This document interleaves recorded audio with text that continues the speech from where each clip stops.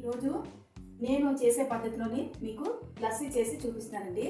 వాటికి కావాల్సింది జీడిపప్పు చిన్న చిన్న ముక్కలుగా చేసి పెట్టుకున్నానండి. బాదం ఇలా కట్ చేసి పెట్టుకోవాలి. బాదంని తర్వాత బోర్న్విటా, అరటిపళ్ళు 4, చక్కెరని బాగా మిక్సీ చేసి పౌడర్ చేసి పెట్టుకున్నానండి. ఎందుకంటే ఇలా ఉంటేనే కరుగుతుందండి.